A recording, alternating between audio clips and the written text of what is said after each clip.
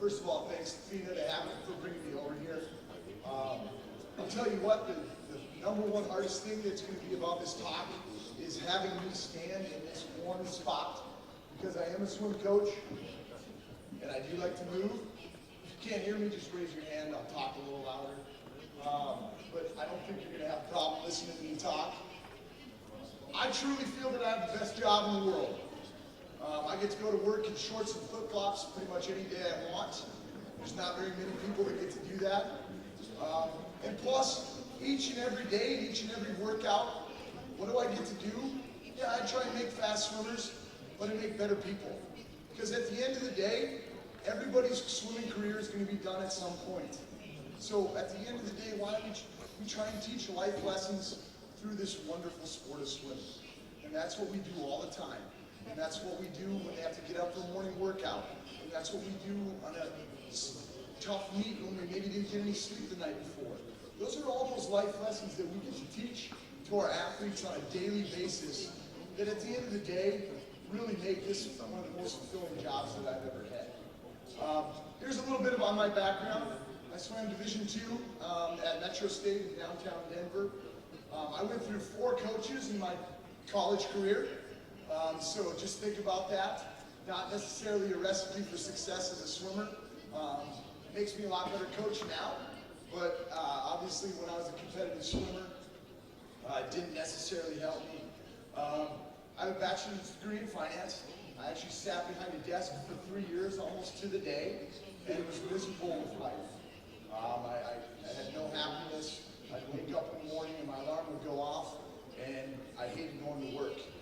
And so literally, it took my brother getting married for me to decide that I needed to do something else with my life, and I made the jump into coaching full time. I've coached for 15 years. Like you said before when you introduced me, I coached baseball and softball for the first 3 years when I was in high school. And that's when I truly understood that I had a passion for working with kids and kind of making them better people as we move forward. So I've been coaching swimming for the last 12 years. I'm the head coach and CEO of the Colorado Stars. We have about 165 athletes, and we're a year-round swim team, so we have ages 6 to 22 years old on our team, so a whole gamut. I have about 35 athletes in my senior and high performance group, and that's in a 6-lane, 25-yard pool. We swim yards, obviously, in the States. We don't swim meters, so it's even shorter than the short course meter pool. So obviously, if you do the math real quick, that means that there's 5 or 6 kids in every lane. Yeah, 5 or 6 kids in every lane. This is what Missy swims with. I heard the comment made this morning by Graham. People ask me all the time, so does Missy get her own lane? What world do you think I live in? I don't even have enough lanes for the kids that I coach on a daily basis, so I can't just give her her own lane. Plus, Missy doesn't want her own lane. She doesn't want to lead every set every day. I don't think it's good for any athlete to never have a change, okay? The lead dog always gets to see the same things, and same as somebody's second, third, or fourth. They're always looking at somebody's feet, they're getting pulled through a set. I think it's good to rotate through so that different people are leading on different days or different sets or whatever it is, because that's what makes everybody better, all right? You can't have the same person lead every set every day. In 2009, I was lucky enough to coach the Junior National Women's Team Champions, both long course and short course. So that's our national championships of 18 and unders. I very distinctly remember in December of 2009, about 2 weeks before the junior national meet, I got a call from the national team director, Mark Schubert, at that time, and he said, we'd like Missy to come to Duel in the Pool in Manchester. And so we thought about it, and we decided that that would be the best opportunity for her to take kind of the next step in competition. So she went to Manchester, Duel in the Pool. Well, that was 3 days after juniors. So we decided not to go to junior nationals, all right? Well, the other 4 young ladies that were on the team were obviously devastated. Obviously, Missy's a huge asset to have on relays individually, and just as a person being around.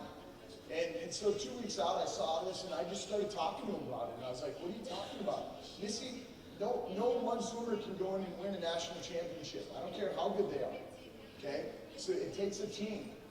All right, and I talk to these 4 young ladies about that really on a daily basis for that 2-week period. And our junior nationals in the winter are a 3-day meet. And after day number 1, we were tied for the lead. And I had probably 30 coaches on the pool deck come out to me the next morning and ask me what Missy was swimming in the meet. And I go, Missy's not even here. She's swimming in the pool next week. And they go, no. How are you tied for first? And I said, because my other young ladies are stepping up. We were competing against teams that were putting up A and B relays against our A relay. But they never gave up. They kept fighting. And at the end of those 3 days, we walked out of there with a championship with 4 young ladies. That's what it is about believing and having faith in the work that you've done. I've been actually on the last 3 major international staffs with Team USA, 2010 Pan Pacs in Irvine.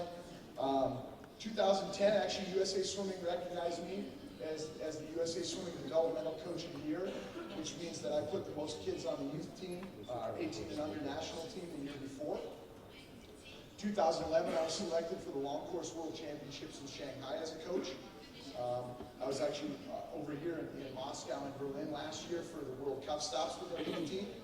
And obviously this past summer I was selected by USA Swimming to be a U.S. Olympic coach at the Olympic Games. I've had the fortunate opportunity to coach Missy since the first day I walked into the Colorado Stars. I remember it very distinctly.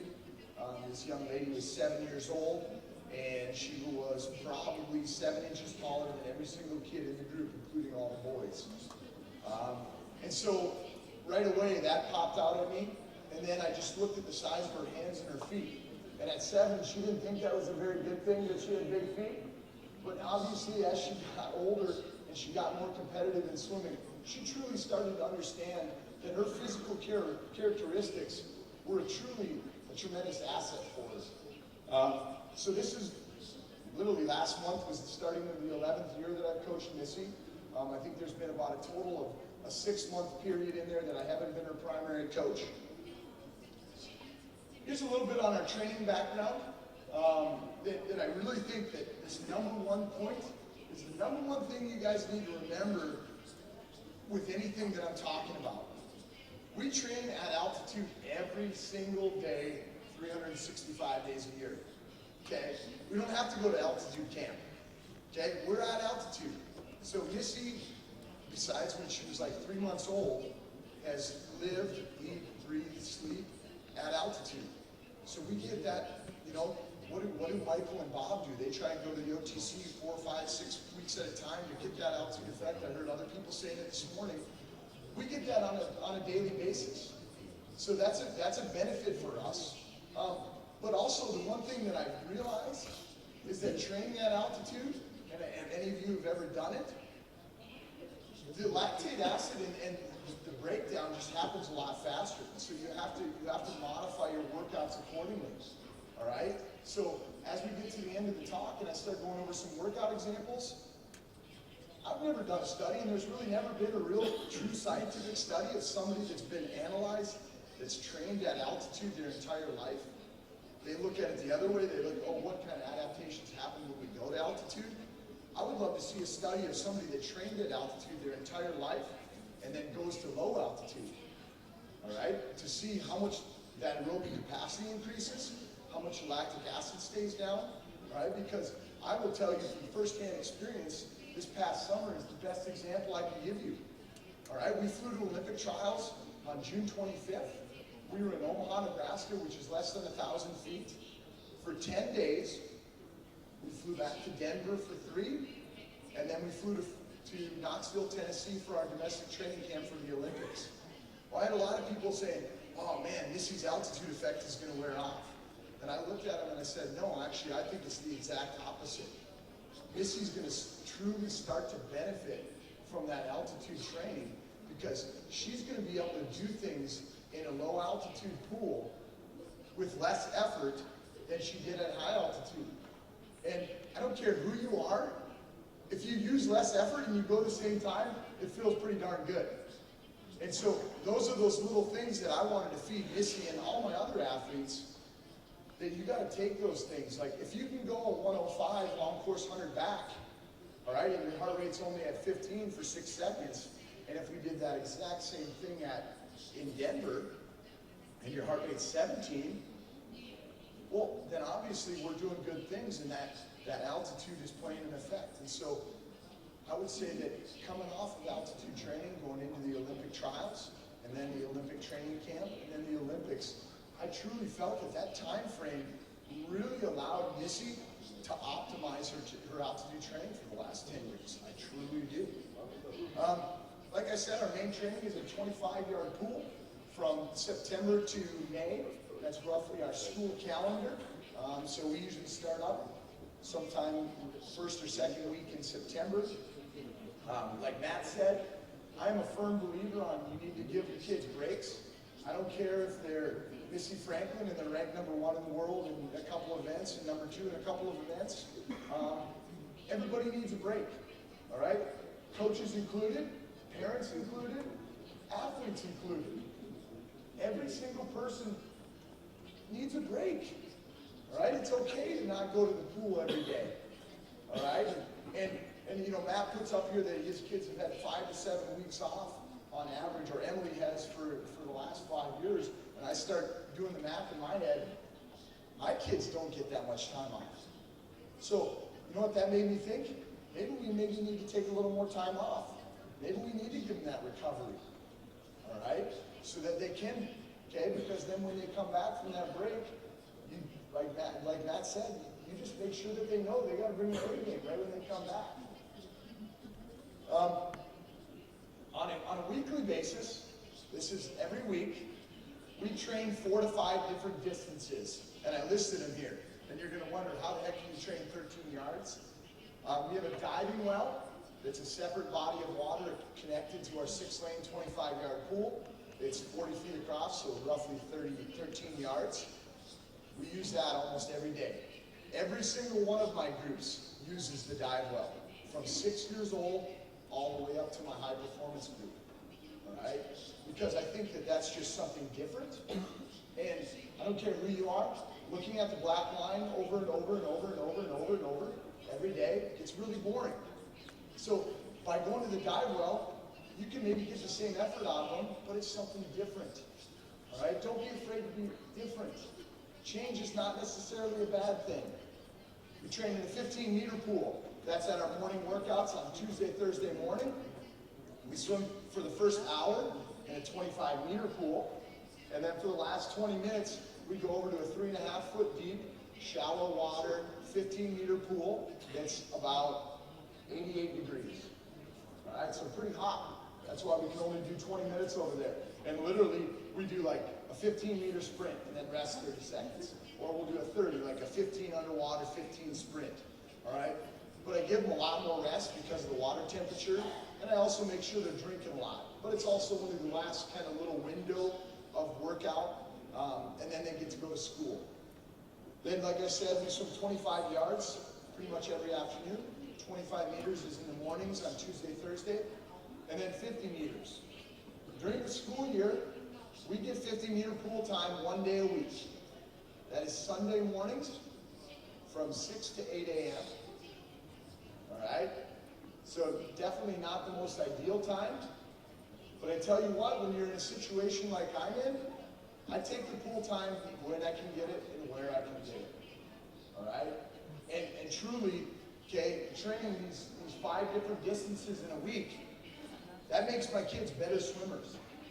It makes my kids able to mentally deal with things. All right? Because we don't have the best training facilities. I'd be willing to bet almost everybody in here probably has better training facilities than I do. Okay? But that makes my athletes appreciate a really good pool even more when they walk into it. They go, wow, she's got everything. And I think that makes them better. All right? Like I said, we only train about 1 long course workout a week during the school year. So really for 8 months out of the year, with one exception, all right? In between Christmas and New Year's, so December 25th to January 1, I have what I call Grinch Week, all right? So if you've ever seen The Grinch Who Stole Christmas, That's our hardest training we do all year, all right? Those 7 days, my kids all know that that's going to be the hardest week of the whole entire year. And we usually alternate between long course and short course, and we go 2.5-hour workouts, and we get some work done. But they also know that that's kind of their 1 week of really cranking it up, okay? Because obviously going into the new year, we have a lot of championship meets coming up. Some in January, some in February, some in March, just depending on who the athlete is. And so I really look at that 1 week window, December 25th to January 1 is the ideal window where they don't have to worry about school, all right? They can just train their butts off in the morning, go and rest and recover, and like Matt said, have a life, all right? Because our kids, okay, swimming is going to be over at some point. They have to have something else to move on to. Like I said earlier, okay, Missy usually trains with 4 to 5 other athletes in her lane, both boys and girls. We usually offer 8 workouts during the week in the school year, right? How that breaks down is Monday afternoon, Tuesday double, Wednesday afternoon, Thursday double, Friday, and then either Saturday or Sunday. All right, if we have a Sunday morning long course, then we will typically take Saturday off. All right, so that I still give them that 1 day off a week. All right, I truly feel that 1 day off a week is important. All right, for many different reasons, getting caught up with schoolwork, getting caught up on sleep, hanging out with your friends, having family time, whatever it may be, you really need to have that break in there. In the summer, so roughly the middle to end of May through the end of July or first week in August, just depending on how the championship meets play out, we have 9 workouts in the week. Now, this is very different than almost anybody that I've ever talked to in coaching. We go Monday double, Tuesday double, Wednesday only 1, Thursday double, Friday double. Count them up, that's 9 workouts. We don't swim on Saturday and Sunday if we don't have a meet. Goes back to the old, like Matt said, you gotta have a life. If we get those 9 workouts in Monday through Friday, we got the work done. Some people that tell me, well, my kids, they get out of shape. What? The human body is not like that. You don't get out of shape in 46 hours. It doesn't happen, all right? So allowing them that break, all right? Because Friday at noon, 12 o'clock, we're done swimming until Monday morning. That's a pretty awesome feeling to think at Friday at noon that you're done. Me as a coach, I like it too. Okay? Being done at noon on Friday, that's a pretty darn good feeling also. Yeah.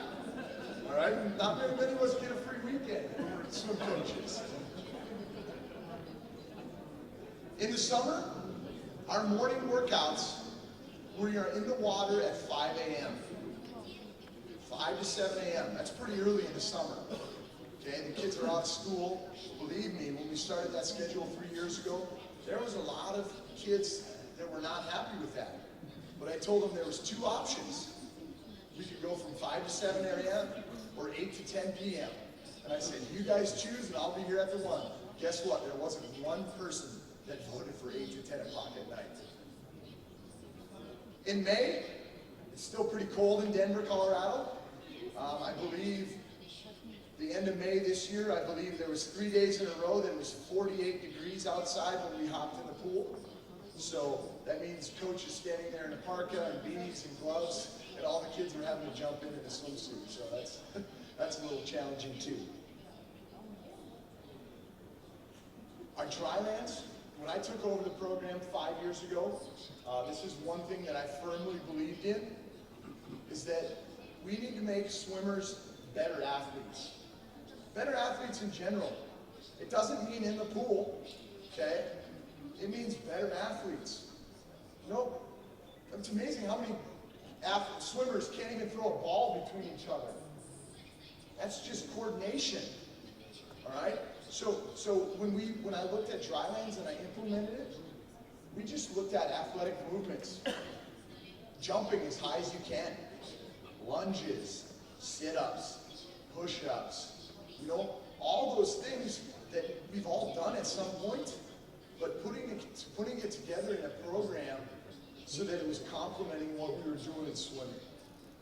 All right, and any time that I wanted to add something to drylands, I would sit down with my dryland coach and I'd be like, okay, here's the swimming movement that we need to improve.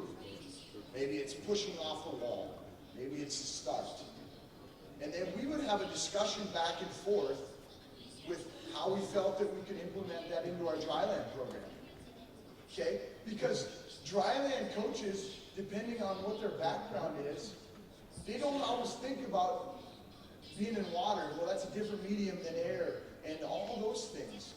And so it takes a good dryland coach, especially if they're not a swimmer or they haven't been around swimming. Tell your dryland coach to come to workout. Tell them to come watch. Okay? Because after they watch workout a couple times, they're going to start to understand what you need and what you're going for. I truly feel that. And then implementing those drylands, those swimming specific movements as much as we could into that dryland process. Like I said, we do it 2 to 3 times a week, and that really just depends on time of the year and time and schedule and things like that. But like I said, core strength, explosiveness, swimming movements. Everybody asks me what kind of average yardage. I'd say we do an average of 6,300 yards in a 2-hour practice. All right, some might be 5,500. Some, I think last week we did a workout that was 6,800. But it's going to be someplace in that 6,000, 6,300 range. Training Missy specifically. She's a very motivated individual. I was just telling somebody before my talk, there's literally sometimes when Missy can't breathe, she's coughing, she's sick, that I will literally physically have to tell her that she cannot come to work out. Because if I don't, she'll still show up the next morning on 5 hours of sleep, and that sickness just kind of keeps going. And so I've learned with Missy, all right, is that there's some times when I have to tell her, no, it's okay. It was like last summer, I remember a very specific instance. It was, I believe, 4 days before we left for the World Camp in Australia. And one of her good friends was having a birthday party in downtown Denver. We live in the south suburbs. We had a morning workout the next morning. And so Missy, I heard Missy talking at the end of workout, like with her friends. I don't know if I can go, it's so late, and I won't get home until 11, and I gotta go to the morning workout. So I let the conversation finish. I grabbed Missy, and I said, you will go to that party tonight. She looked at me like, what? I go, no, you need to have a life. I go, because in 4 days, your whole summer's gone. We're going to go to Australia, and then we're going to Worlds, and you come back and you start school. Summer is a summer. You've got to enjoy it. So I made her go to that because that's one of those life lessons. Because how about if we go to Worlds or the Olympics and we get to room with somebody that snores louder than a semi? All right? That's the reality. We don't get to pick who we're rooming with all the time. Well, maybe we only get 3 hours of sleep. Do we get to wake up the next morning and go, hey, coach, I know it's World Championships, but I'm not going to swim 100 back this morning? No, it doesn't happen. So those are those lessons that we got to teach. Okay? You're not always going to get 10 hours of sleep. You're not always going to have the best meal. There's going to be things that are working against you all the time. Deal with that. That's how we become better. That's what makes you an Olympic champion, is dealing with that adversity and dealing with the different things that are thrown at you. And how do I deal with them? And how do I move forward? I tell people the best job that I've ever had to make me a good swim coach was being a bartender. All right? Because being a bartender, you make your money from reading people. And you have to read their body language. And you have to, in one sentence, you want to try and read what they're feeling. That's the same as our swimmers, all right? Missy, I've been around Missy for 10 and a half years, and she's been around me for 10 and a half years. So it works both ways. She can walk on the deck within 3 steps, and I can tell if she's in a good mood or a bad mood. Okay? The same thing with me. She can walk in and look at me, and within 3 steps, tell if I'm in a good mood or a bad mood. All right? Because that's reading your body language. And as coaches, hopefully we've all realized that sometimes our swimmers or our athletes don't always speak up. They don't always say something. And so then that's when you start reading those nonverbal cues. And, you know, you got the kid that comes in and every single repeat does this. You know, but doesn't say anything. So on the 4th repeat, I finally walk over and go, "Hey Nathan, what's wrong with your shoulder?" "Oh, nothing, coach." "Oh, okay, that's why you come in and rub it every time." You know, those are those sometimes the swimmer doesn't even realize they're doing it. But those are the things as coaches, we want to read to know our athletes better. Because at the end of the day, every one of our athletes is going to be motivated a different way. And what our job is as a coach is to find those buttons on each one of those kids to push at the right time. Like I said, sometimes I need to remind myself and her that she's 17. She's a teenager in high school. She's in her senior year of high school right now. All right, last week she committed to swim for Cal. All right, but that means that she's got senior pictures, and she's got prom, and she's got graduation, and she's got AP tests, and she's got recruiting trips. That's a whole lot of stuff added to her plate just because it's her senior year. All right, so making sure that Mom, Dad, Missy, and I are all on the same page, so that we're making sure that Missy's not overprogrammed. Right? Because she still needs to have downtime. She still needs to go hang out with her friends. She still needs to be sit on her couch and just be lazy sometimes. It's okay. Our athletes work pretty hard. It's okay if they need a little break sometimes. But the one thing I've realized about coaching Missy for the last 11 years is that are Missy and I friends? Well, yeah, of course we are. All right?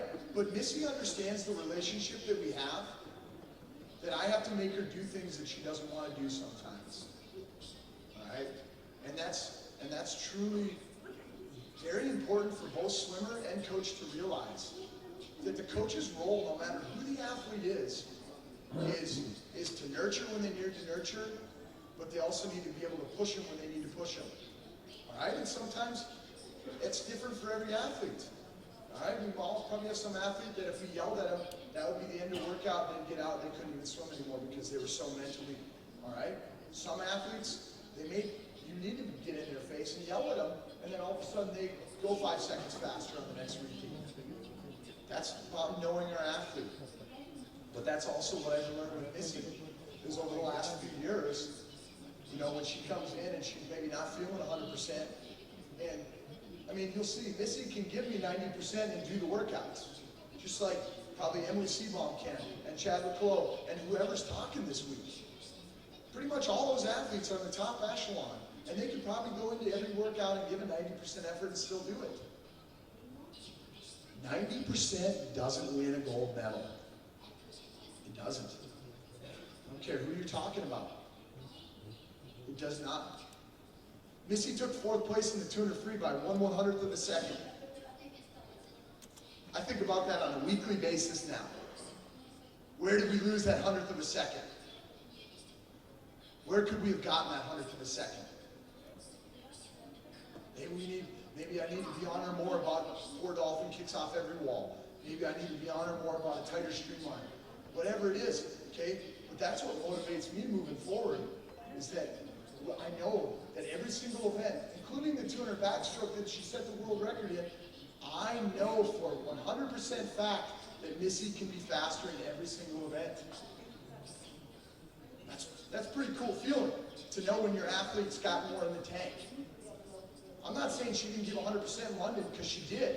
But we've all seen Missy. She's still growing. She's still filling out. She can still get stronger. Her fundamentals can still get better. Okay? If you walked into my workout on any day, okay, you're going to see that Missy does not have a perfect streamline every wall. Missy does not do 4 to 5 dolphin kicks off every wall. It doesn't happen. Okay? But that's also where I know that she can get a whole heck of a lot better. Because of those little things that she doesn't do.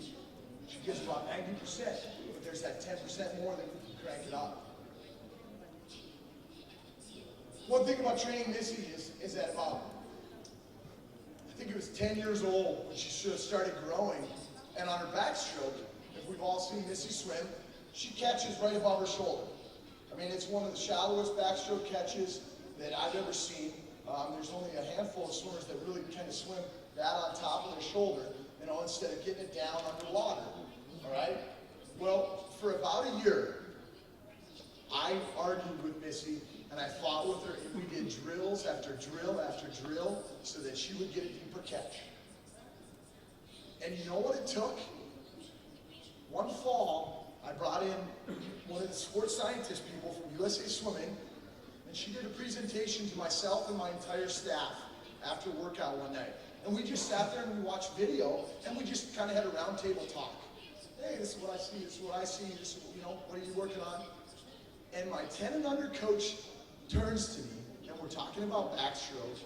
She goes, you know, Todd, I've been watching Missy for a year and a half now with this really shallow catch, and I think she's onto something there.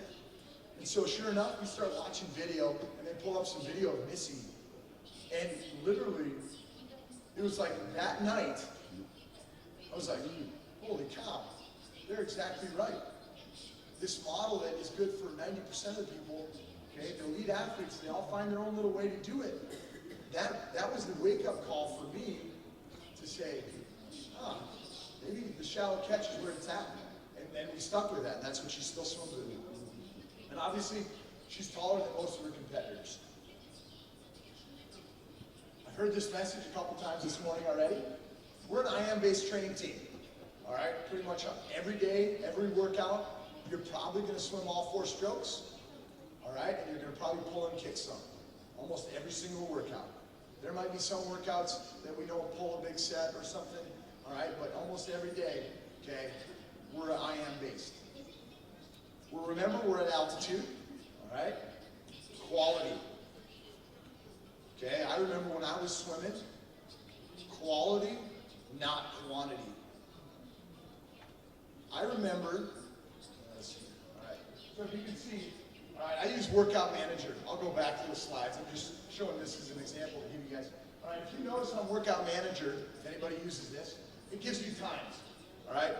I only have 2 hours, period, because my 10 and unders are jumping in right after that. So I don't get, if we do a set wrong and we start over, something has to come off the workout, all right? So I use Workout Manager so it gives me a time. So number one, I can keep track of where we're at, and I can make sure we get in what we need to get in.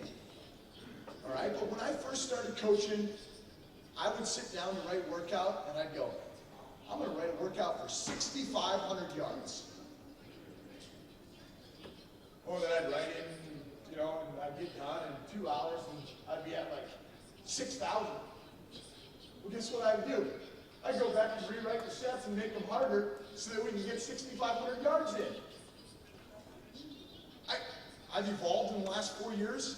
Guess what? If I write the workout and I know that we're getting in what we need to get in, it doesn't matter what this bottom line says. It really doesn't. Okay? Is 5,600 or 5,800, is that a big difference? It adds up. All right, but 5,600 quality or 5,800 where the quality's deteriorating, I'll take the 5,600. All right, so long warm-ups. I heard that earlier too. You'll see in my workout examples, I would say the shortest warm-up we ever do is 1,000, and the longest warm-up we do is almost 3,000. So that's literally almost the first hour of practice. Now when I say warm up, okay, that's just not, hopping into a 500 on 9 minutes. No, it might be a 500, and then we're going to go 4 125s, 100, perfect stroke, 25 bill. Okay, and then there's going to be a lot of drill work in there. There might be some underwater work, all right? Because that's all warm up in my mind. Okay, we got to warm up the core, we got to warm up the legs, we got to warm up the mind. All right, so all those things that we do, it might be 3,000, and I call it all warm up, but there might be 3 different sets up there. But in my mind, that's all warm up. That's all setting us up for the main set. Drylands make them better athletes, like I said. You'll see when I show my workouts, I want my athletes to think every single set. Okay? I don't want them to just come in on a repeat and not think about anything and then just push off. I want them to come in and I'll give them 5 extra seconds of rest and I'll be standing on the deck going, you better be doing 4 dolphin kicks. Okay? Those little mental cues to throw at them. Okay? Because they won't remember it all the way. And when they get tired and that muscle memory is not built up, they go back to the easiest, the path of least resistance, which is usually 0, 1 dolphin kick, no kicks, whatever it may be. All right? So that's kind of my evolution of that thinking too, is that I'd much rather give them more rest, get better quality, and be able to focus and make them think than making them go on tight intervals, repeat after repeat. And you notice, this is one of my favorite sayings, and it's really true. Fundamentals. Fundamentals are key to fast swimming. Streamlines, push-offs, dolphin kicks, flutter kick. All right? Those are all fundamentals. What are the first 3 letters there? Fun. You gotta have fun. Okay? I tell my kids all the time. Now, when I tell you that we're gonna have fun, that doesn't certainly mean that we're gonna play water polo every practice. Okay? Because at the end of the day, we might have a good polo team, but we're probably not gonna have a very good swim team. All right?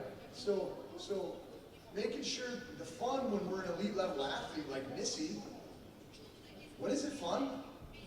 When she gets to go to the Olympics and stand on the #1 podium and they put a gold medal around her neck. That's pretty darn fun.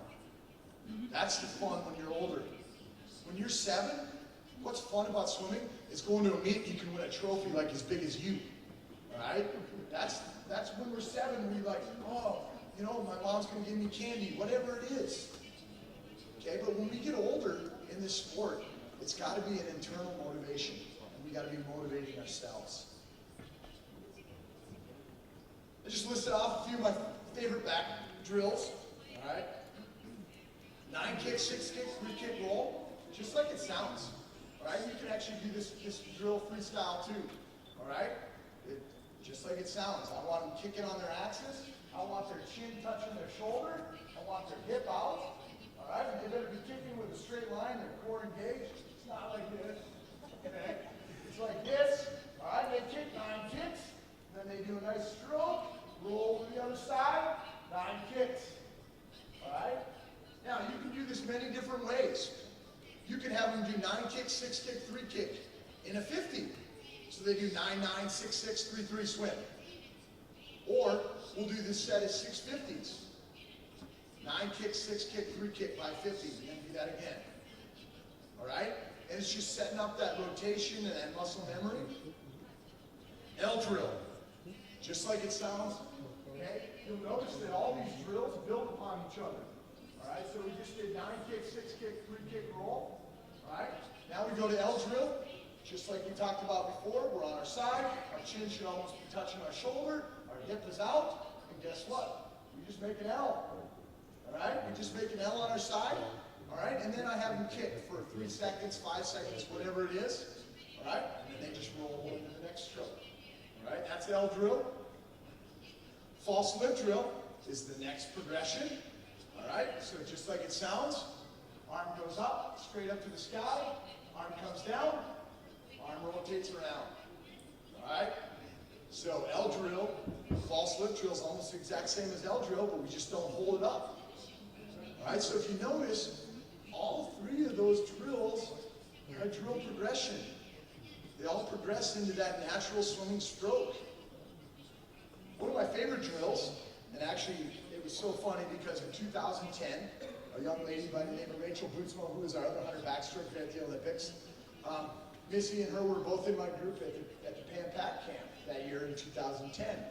And Rachel, we were doing some drills, and Rachel busted out her water bottle and put it on her forehead and swam, backstroke. And the water bottle never moved. I was like, holy cow, that's awesome. I was like, hey, Missy, here you go. Here's a water bottle. She's like, one stroke, falling out. So, you know what though? It was Missy's goal after she realized that she couldn't do that drill. Guess what? That fall, she came back in, and on the first day of workout, she said, hey, Todd, let me show you something. And she hops in, and on her time off, she goes to the neighborhood pool and learns how to do the water bottle drill because she was like, I'm going to do this. I believe some reporter took a picture of her doing it at the Olympics in the warm-up pool. All right, but yeah, the water bottle just sits right on the forehead. And I tell you what, you can do that drill with every single age. All right, a water bottle is going to fall off pretty easy. But if you got an 8 and under or a 10 and under, okay, you know what you do? Have them take off their goggles, all the way off their head, no straps on. Have them turn the goggles upside down. All right, and then they set them on their forehead. All right, so if they have a little bit of head movement, they're still going to stay there. All right, but as soon as they do this, the goggles fall off. So we start with goggles, and then maybe we start with a short water bottle like this, and then we go to a bigger water bottle. It's a progression. All right, so every one of these drills, this is not just for Missy Franklin. This is for every single one of your athletes you coach. I don't care if they're world ranked or if they're trying to make their championships. Pencil kick, this is kind of a backstroke drill, kind of just more of a core awareness drill. I have no idea why I call it pencil kick. I think in one day in my mind that looked like a pencil. You literally kick with your hands on your side, all right, with a tight core, and you just got to kick. And you just rotate. And you know what?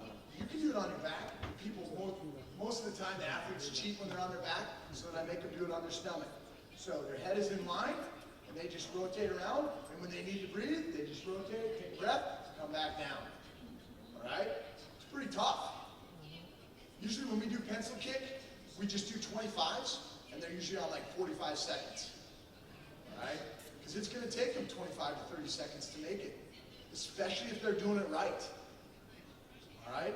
But these are the core awareness. All right? And the word core, I think, is thrown around way too much.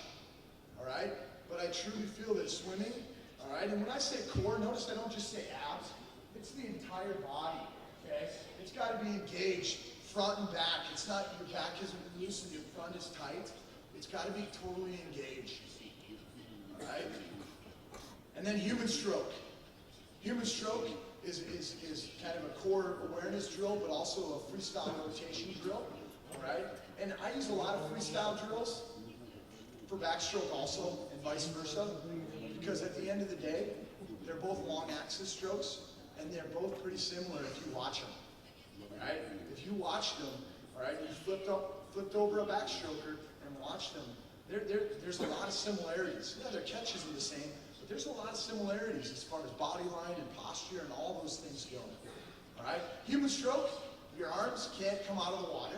All right? Well, actually, basically the top, the back, your tricep usually comes out of the water. All right? But you just sit there and you start here. You just rotate.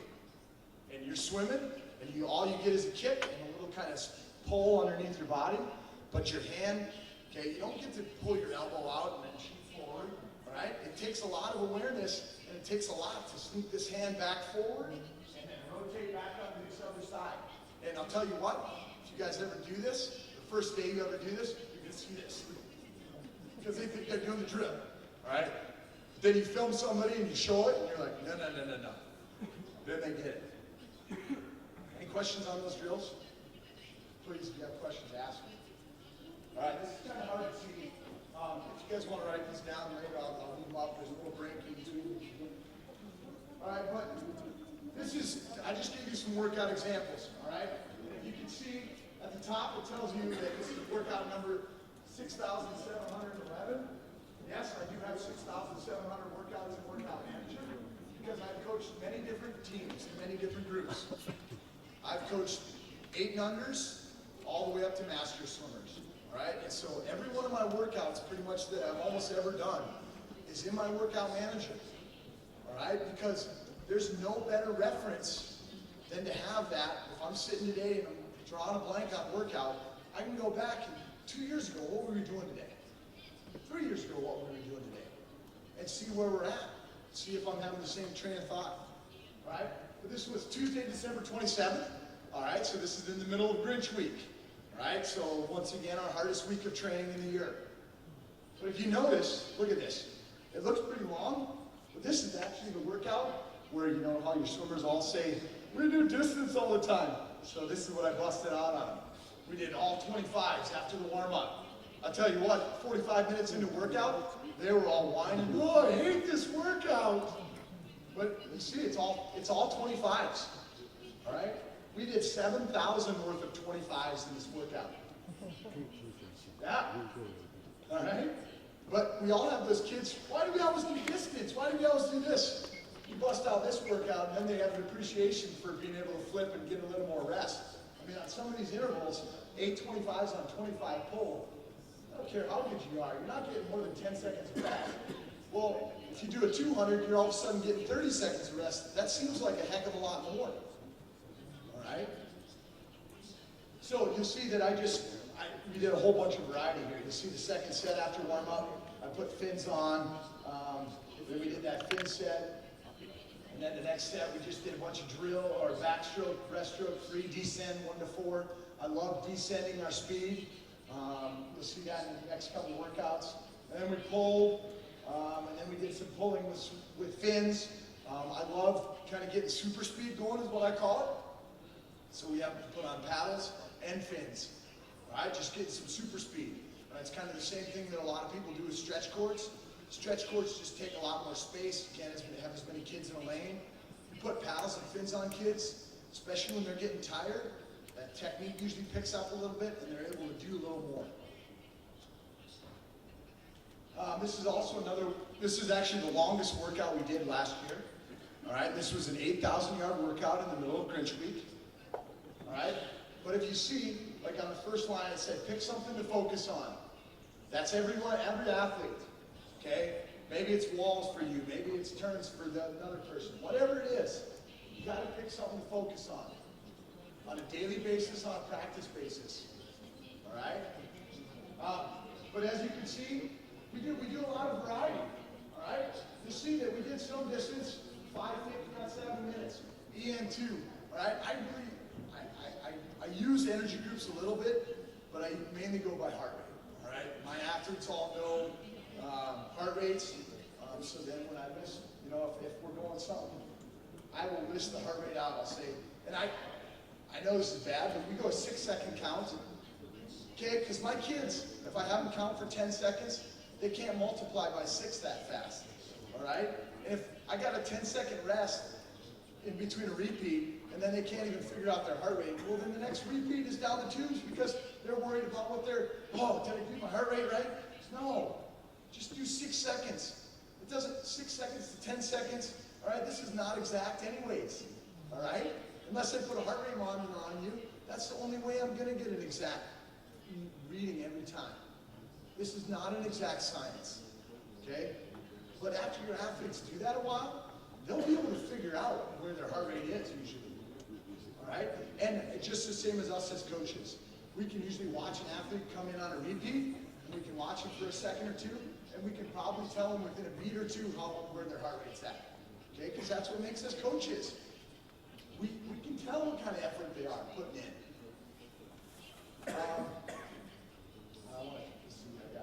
All right. This is a workout that a lot of people ask me about. Like, I want to know repeats that Missy does. I want to know things. All right. We did actually at Chula Vista in San Diego, California, in March of 2011 at the USA Swimming National Team Camp. All right. And so You'll see we did a 2,000 warm-up, 5-200s, descent, working on the waters, 825 skull, all right? And then we did a little stretch it, all right? But really what we're getting at is this here, 650s, 850s, 650s, all right? So if you look at this, all right? 650s on 105. She did the first 6 freestyle here. Descend 1 to 4, stroke, but she's a freestyler and a backstroker, so most of the time, she gets a choice. There's probably 25% of the time that I'll tell her she's got to do a stroke or not. All right? Hold 5 and 6. That means 5 and 6 should be the same effort as number 4. All right? So if you look at here, 38.5 on the first repeat is small course meters. 35.5, 33.0, 28.7, 28.3, 28.0. All right, that's freestyle. All right, then we did 850s kick, backstroke, just kind of active recovery. But you can see it's not a super easy interval, so they got to still put some effort into it. All right. Then we went 650s stroke. All right. Then both these sets, the first 2 sets were freestyle, and you see the next 2 sets were backstroke. All right. But then these are all holding your pace. All right. I heard somebody say they don't like to do goal pace 50s for 200s. I do. Okay. But that's the best thing about our job, is that there's many different ways to do this. All right. So, those 6 where she's supposed to hold her count or hold her pace, 29.7, 28.7, 28.5, 29.1, 28.3, 28.9. This first one is always kind of a little shaky just because they're kind of transitioning out of this kick, and typically they just don't have the right mindset to attack that first one. All right, I noticed that on almost every one of my athletes. Don't get that mental focus going before they push off that wall on that first repeat of the goal pace or the descent. All right? So, but if you see, the next 5 are awesome, okay, because that interval is 105. So she gets, she's going 29.7, she gets 35 seconds of rest. Well, guess what? That 35 seconds of rest, she started thinking about things. I was probably over her saying, you better do 4 dolphin kicks, you better streamline, you better not breathe up your first stroke. Then she goes a second faster, and then holds it right there, and actually gets faster. She throws 129.1 in here, all right? So you'll see the 850s kicker, I am one in between. All right, then the 650s on 105 stroke, these are backstroke now. Same as the first set of 6, descend 1 to 4, hold 5 and 6. 37.5. Notice, she started the second faster on backstroke than freestyle. All right, she loves doing that. 36.7, 34.3, 31.5, 31.3, 31.5. All right, then 850s flutter kick. Then we got after it.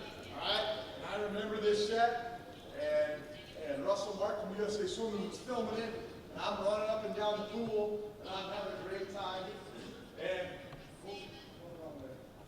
all right, so these are choice 650s, getting after it from a push, backstroke. We go 30.4, 30.2, 30.3, 30.2, 30.0, 30.0. Now, I think I was mad earlier. My watch does not lie. I don't give false times. All right? What my watch says is what I read off to you. All right? Because I think as soon as you start faking times to people, that's when you get to a championship meet and you don't know what the repeat should be because they don't know and you don't know. All right? On this last repeat, I very distinctly remember my watch saying 30.00. All right? And a couple of the other coaches on deck were like, are you kidding me? Give her 29.9. And I go, no. My watch does not say 29.9. She doesn't get 29.9. All right? That's just one of my things. So this is a year and a half ago. This was one of the few kind of aha moments for me when she threw this down at the, after 4,600 meters. All right, and this is about a week into training camp, and she threw down these repeats on a backstroke set. That's when I said, all right, we can go 205. All right, that summer we went 205.0. All right, at World Championships. All right, but then she came back, and I go, no, we're still not fast enough. We can get better on our last 3 15-meter breakouts off the wall, and I think we can break this world record. And where are we going to get 0.3 seconds? And we went back and forth, and we talked about it. What are the little things we can do to get 0.3 seconds? Well, This year she actually dropped almost a full second, doing 2:04.0. All right? So,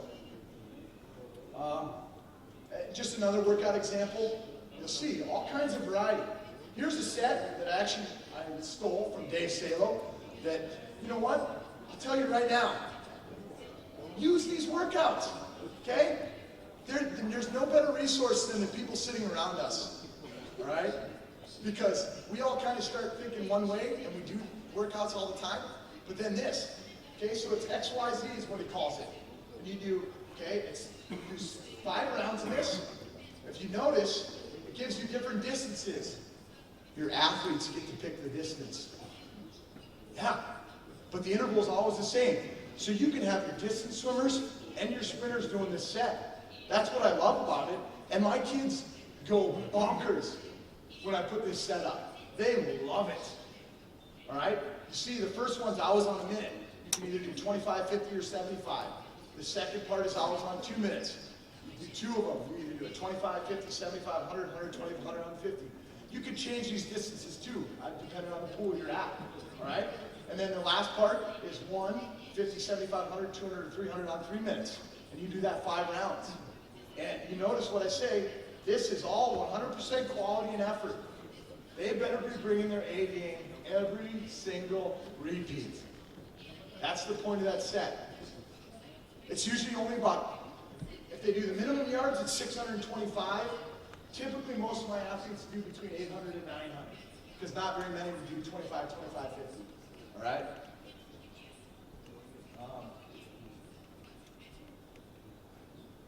Just another workout. You'll see, this is what I was talking about as far as kind of rest and allowing the mind to refocus.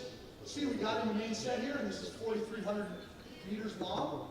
All right, but notice, we do each little part in little segments. 2 250s, 10 50s.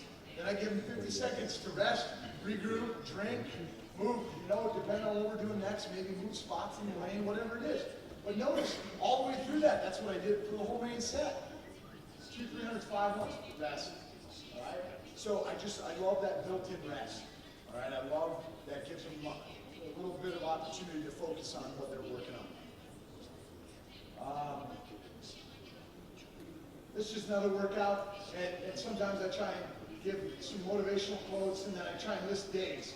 All right? This was this summer, so we just started listing out 26 days until Olympic trials start, 58 days until our state meet, 60 days till the Olympics. All right, but this is one of my favorite quotes of all time from Vince Lombardi. It doesn't matter how many times you get knocked down, but how many times you get up. All right, some takeaways. Fundamentals. Kicking, streamlining, breakouts, starts. You gotta have those to be fast, but you gotta have fun. Coaches, challenge yourself to have fun. Seriously, you'd be amazed at when Coach Todd is dancing on the pool deck, how it raises the energy in the pool. It really does. Variety, you'll see, we do variety every day. I am sculpting, kicking, pulling, everything. Okay, it's got it, like I said, make your athletes think. Train all speeds. If you notice in any of my workout examples, there's all kinds of speed in there. There's aerobic base, there's anaerobic threshold, there's sprint. All right, I try and touch speed every day.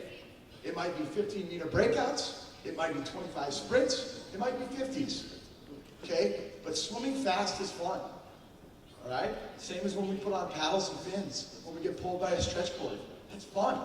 It's fun to go fast. It's fun to be on top of the water going, yeah, this is what it's all about.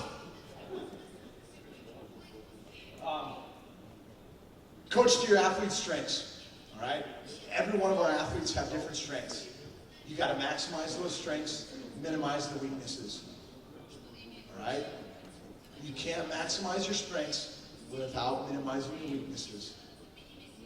So you got to know what you're weak at, but you also got to know what you're good at. And make your athletes think. All right, I got one more quote. Thank you again for having me, and please ask questions.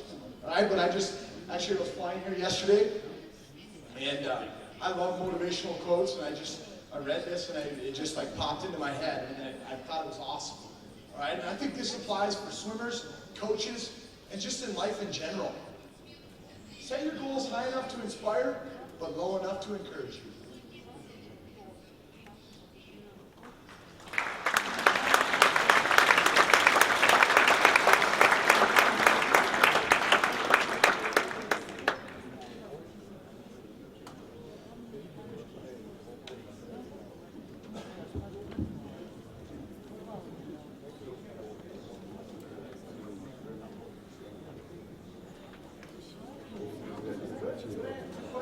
He asked me if I have like gifts or something. Actually, yeah, I do. That's a great. For Grinch Week, if they make 100% of workouts during Grinch Week, which is usually 6 or 7 workouts, all right. Last year I gave them a green and a red shirt that said Colorado Stars, but it was written in Grinch writing, so it looked like the Grinch stole Christmas movie. So, but you know what? We all know kids love free stuff. So like you give them a shirt and they all of a sudden come to every workout, whatever it takes.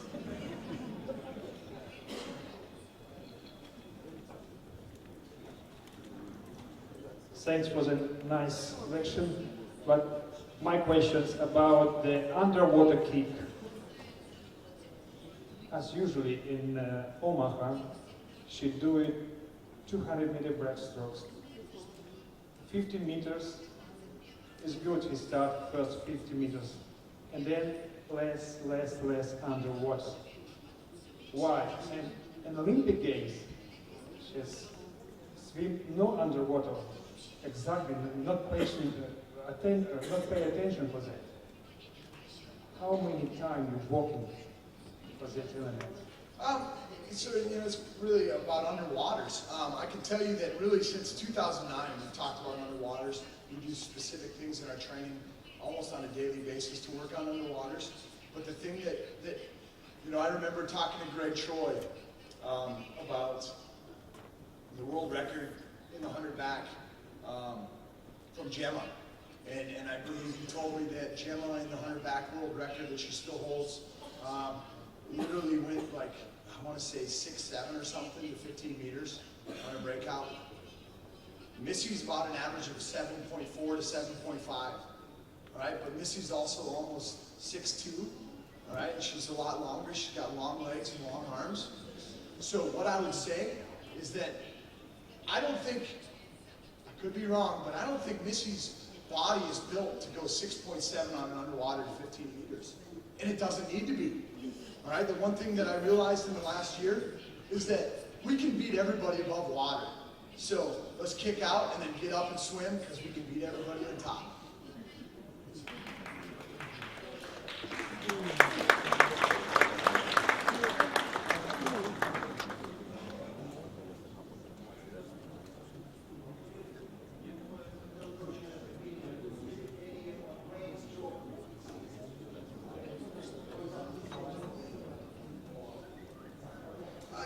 I think he's kind of mainly asking about specialty training, and like Missy trains every stroke.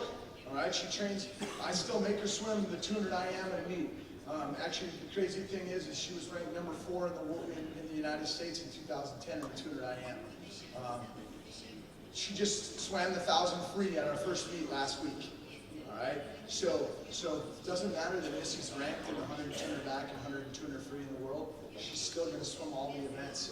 Okay, because that's really what swimming's about. And the thing about Missy is that from 2010 to 2011, her best events changed, and her best events changed from 2011 to 2012.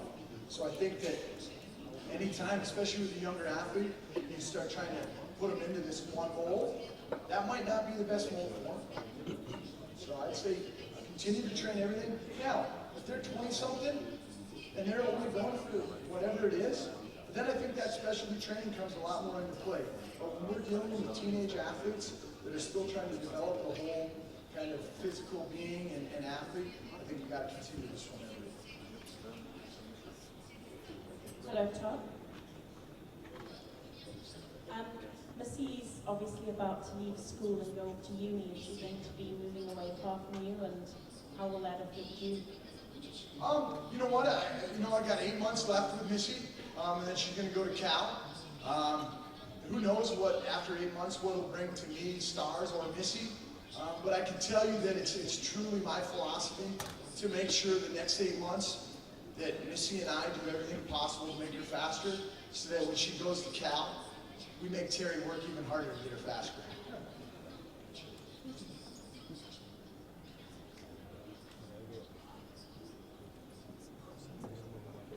Todd, do you use circuit training where you combine swimming and dry land? Typically, no. We typically have dry lands either before or after. We typically don't integrate it in just because of kind of the training situation and pool that we're in. In the summers, we are able to do that a little differently. So in the mornings of the summer, we swim all long course, 5 mornings. Then the afternoons, we do different things like that because I have a whole pool, there's nobody in the school, and it's just my older kids. So then, yeah, we do what I call sprint circuit. So they'll get out and maybe do like 20 med ball chest passes to each other, and then they gotta drop the med ball, hop up and do a 25 all-out sprint. All right, and then hop out and do the same thing. So it's just kind of like you were talking about, but we only really do that in June and July. That's really the only time that we have that space. When you practice, do you have sprint group, middle distance group, and long distance? Nope.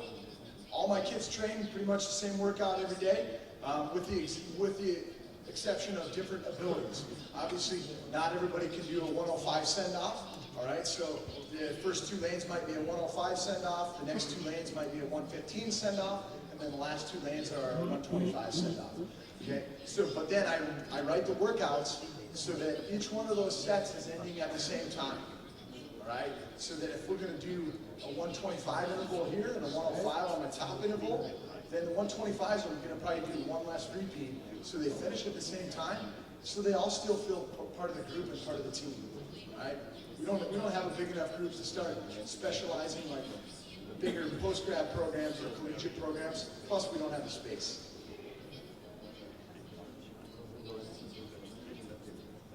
Olympic Games, London. You claim minimum 5 gold medals for Missy. What's happened? Did I say that? I never said that. I don't talk about newspaper. expectations. Okay, newspaper. Yeah, all right. Let's put that. Media. What's happened? 100 freestyle, 200 freestyle.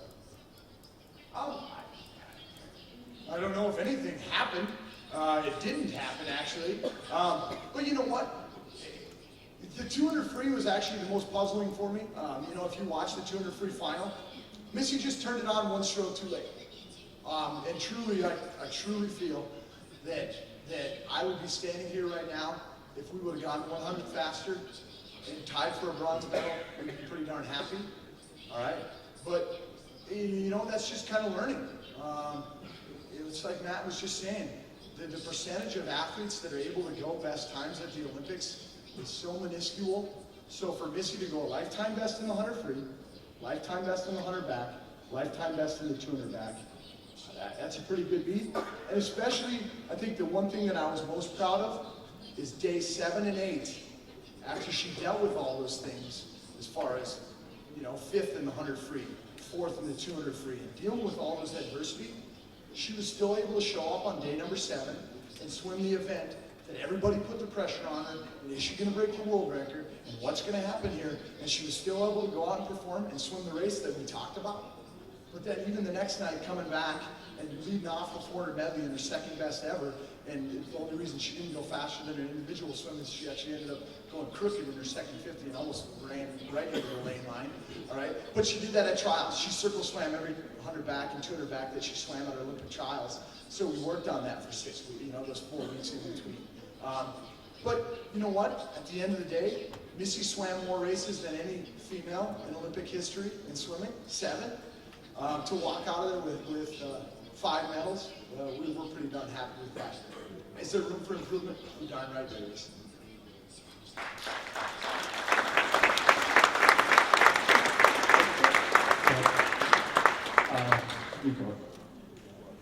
How often do you test your students? And I know you take different groups. What are some of the example for some of the tests that you did? What do you mean by like test sets? Yeah. You know what? I really don't do test sets. You know, my test sets are more like the 50s and stuff that I talked about. So really, I guess it really is a test set. We'll do like 650s on 110 goal pace, and then a couple weeks we'll do 8s, and we kind of build upon that. But we don't do a time 2000. You know, it's like I was saying, my experience with doing a T2000 is that I don't get the effort that I want out of it. So it's not having the effect. You know, if we don't give 100%, that doesn't give us an accurate base pace, so we don't know where we need to train. So that's why I've kind of evolved away from that, and I just go on a daily basis, that effort, and kind of basing on that, basing on the heart rate, and seeing what we do in meets. The meets are really my test set. Okay, thank you, Todd. One more question. You think Missy will catch Shani Thompson and Babas and the history of Olympic Games? You know what, I think that, you know, especially with just Michael just finishing his unbelievable career, I think that every one of us in this room understands that 4 years is a long time, and the Olympic journey is a hard one. And there's, you know, you just watch. It doesn't matter what trials you're watching. And it doesn't matter if you're watching Michael Phelps or Ryan Lochte or Jason Lezak or Katie Ledecky. All right? Every time those kids make an Olympic team, it doesn't matter if it's their 4th Olympic team, you just watch the reaction that they have. And that truly, that little microcosm, that snapshot is really what swimming's about. And do I hope that Missy can continue to swim? You know, I mean, she's 17. So, I mean, if you look at the trajectory, 21, 25, 29, those are kind of in the realm right now. So, definitely, if I could script the best plan possible, yeah, we're going to definitely swim for a few more Olympics and challenge to be on the top of that now.